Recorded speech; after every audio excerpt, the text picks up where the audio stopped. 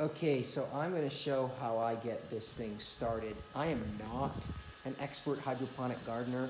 I did this one time last year and grew some things, so don't count on this for very much. But if you've got a Volksgarden, you probably already know this, but if you're thinking about getting one of these, this could be handy. I saw these 10 or 15 or 20 years ago, something like that, and always wanted one. So what I'm going to do here is I'm going to plug in the water pump, and I've added 5 gallons of water. The reason I added 5 gallons, more or less, is because I know there'll be some loss due to evaporation and spillage, but when I go to add nutrients, I want to have a kind of a sense as to how much water's in there.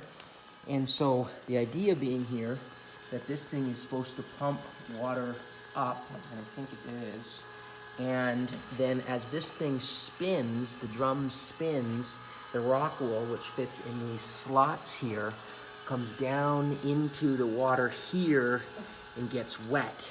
And the goal being that there is enough water in the tray to give the plants food and water, but not so much that it goes everywhere. So what's going to happen here, I'm hoping, is that this tray is going to fill up. I'm going to turn on these lights because it might make it a little easier to see. As you can see, there is some water coming there, and that I may or may not have to align a few things. These bungee cords that you see are not me just trying to mess with it too much. They actually came with this brand new. The idea being that you can pull down this edge of the tray to try to balance out the plants getting a drink, but not making a giant mess. As you can see, I just put it on a blue tarp here in my living room. It's not the most attractive thing in the world, the blue tarp, but last year I did it and I ended up making quite a mess of my floors, and these floors mean a lot to me because I cut down these trees and made all this floor by hand down in California, and it was an enormous amount of work, and these blue stained pine floors are pretty sweet, and I prefer that they didn't get ruined by my hobby here. So you can see now that there is water in fact coming in here, and so I'm not going to bore you with the rest of the details here, but what I'm going to do is let that fill up, and then I'm going to adjust the flow, which I can do down here. If you see this knob here, I can increase the amount of water that goes through so that it doesn't get crazy. I'm gonna open it up all the way right now. See, woo, it's going crazy now just because I want to get this sped up. But I know from experience that if I don't turn that back down to about half, too much water will come up there and it'll just make a giant mess of everything.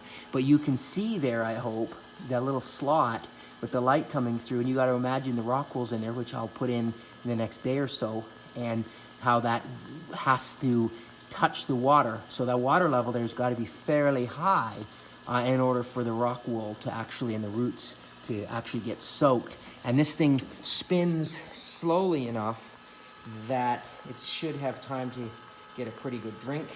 And again, the fact that the plants are always reaching for the lights, always makes them grow quicker and stronger, at least is the theory. I grew a ton of food in this last winter, and you're going to see the development of the food growing in here this winter. And so it may or may not be cost effective with the cost of the electricity because I have the lights, the pump, and the motor going, but it adds to my food security and it keeps me sane growing things in the winter, and a little extra light in the house doesn't hurt either, because we're almost at 18 hours of darkness here in Alaska now, this part of Alaska, and you know, I don't mind it, but I sure do miss the summer. So anyways, I'm going to finish adjusting this and getting this set up without putting any rock wool in it yet. And then tomorrow, after I've let it run for a bit, I'll plant some seeds and I'll film that and show you what I've decided to plant, and maybe test the water and start adding my first batch of nutrients, and we'll go from there. So it's the Volksgarden by Omega Garden, and just watch how much food I grow in this thing over the next little while. Just watch.